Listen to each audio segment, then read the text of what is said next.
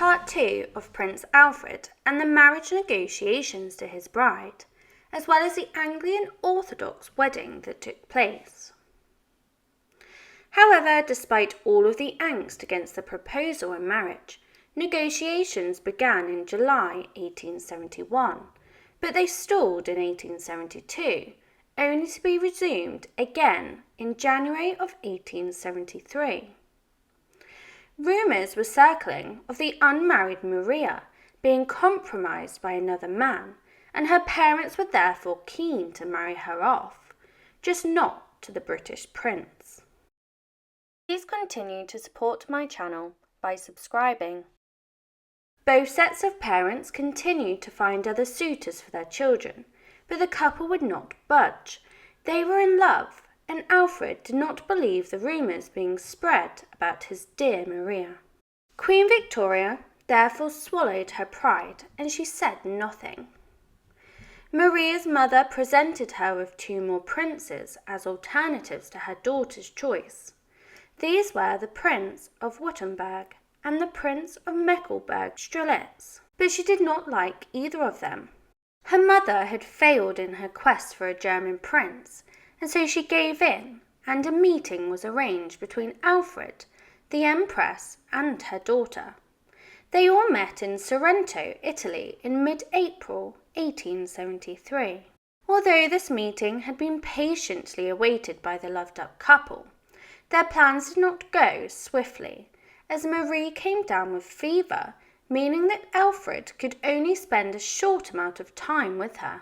This same year, a dispute erupted between Britain and Russia over the Afghan border, and Queen Victoria's advisors advised that perhaps this marriage could ease some of the tension between the 2 countries. In June 1873, Alfred was invited to meet Marie and her parents in Guggenheim. Only a short time later, in July, Alfred asked for Maria's hand in marriage, and of course she eagerly accepted him. He was 10 years older than her at 29 years old, compared to her who was only 19. The pair were thrilled to be engaged, and Alfred expressed his happiness to his mother via a telegram with the following: "Maria and I were engaged this morning. Cannot say how happy I am. Hope your blessing rests on us." The Queen politely replied with congratulations, while privately airing her disappointment at the engagement in her diary and to her daughter. She wrote, "Not knowing Marie and realizing that there may still be many difficulties, my thoughts and feelings are rather mixed, and the murder is out." The couple went on to get married on the 23rd of January 1874.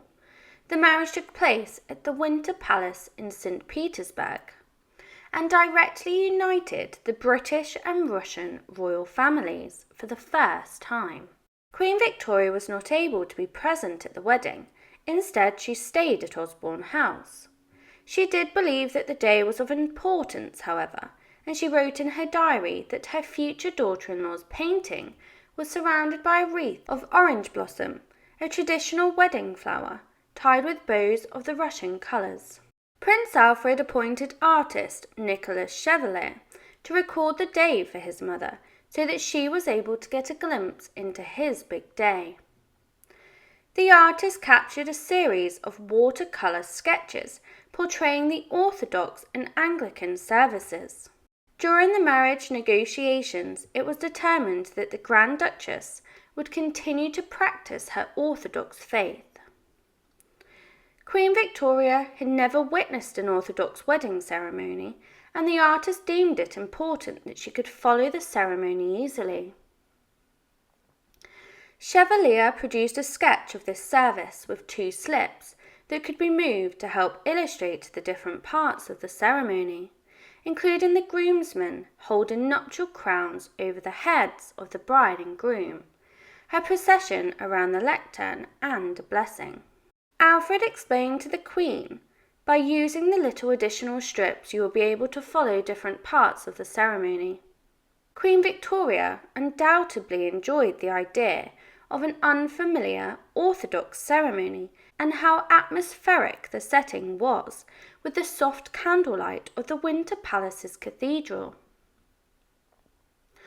Off the back of this, she commissioned an oil painting of the moment, which was delivered to Windsor Castle the following year and hung in the Grand Corridor before being moved to Buckingham Palace in 1901. The artist was also able to sketch the grand costumes of the wedding party in a series of introductory sketches for the oil painting. The Grand Duchess, who became the Duchess of Edinburgh, wore a silver and gem-set traditional dress worn by all Russian imperial brides for their wedding, paired with a traditional headdress. Queen Victoria's lady-in-waiting, Augusta Stanley, wrote in a letter to the Queen that the Duchess's head must have ached with the immense weight of jewels, the necklace of diamonds, the most beautiful I ever saw. After the ceremonies, a banquet was held for 700 guests, before a ball was staged in the splendour of the throne room of the Winter Palace. Over 3,000 people attended the ball, and Chevalier's sketch of the event shows dancers parting to form a passage for the bride and groom and other members of the British and Russian royal families. The public wanted in on the action, with a small bakery creating a new biscuit to commemorate the wedding. This is now a well-known biscuit called Marie, with the Duchess's name imprinted on its top. The Duke and Duchess of Edinburgh arrived back in London for their public appearance on the 12th of March, but they did not go on to have the happiest of marriages, and the public often saw her as being quite arrogant. Her arrogance showed when she wanted to take precedence over other women in the royal family, even demanding that she take precedence over the future Queen Alexandra and all of Queen Victoria's daughters. This was due to her believing that the Danish royal family was inferior compared to hers, despite Alexandra being married to the heir of the crown. Queen Victoria was obviously not interested in giving her precedent over Alexandra, but she did allow her precedent directly after Alex. After the marriage, her father continued to support his daughter financially, with a whopping £100,000 dowry, as well as a yearly allowance of £32,000. Marie struggled to adapt to British life, or more so, she was reluctant to try. She did live in England on the most part for the first year, but after that she spent a lot of time travelling throughout Europe, taking long breaks back home to Russia and Germany. But she did join her husband on his Royal Navy postings as Admiral in Malta and Devonport. Alfred's uncle, Ernest II, Duke of Saxe-Coburg and Gotha, died on the 22nd of August 1893. His duchy fell into the Duke's lap as his brother had already renounced his rights before he married. Alfred therefore accepted his new title and gave up many of his British benefits, such as his yearly allowance of £15,000, as well as his seat on the House of Lords and the Privy Council, although he was still able to continue to receive the £10,000 that was granted on his marriage to maintain Clarence House as his London residence. The duchy were not overly impressed by their new leader, as he was a British foreigner, but he was able to charm them over, and by the time of his death he had fully won them over.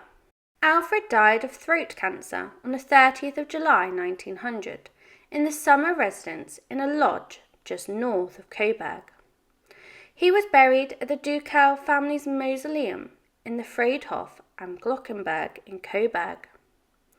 His mother outlived him, as well as his two of his siblings, Alice and Leopold, but she died only 6 months later. Please continue to support my channel by subscribing. Please comment, like and subscribe if you wish for more stories, and leave your suggestions below and I will endeavour to cover them.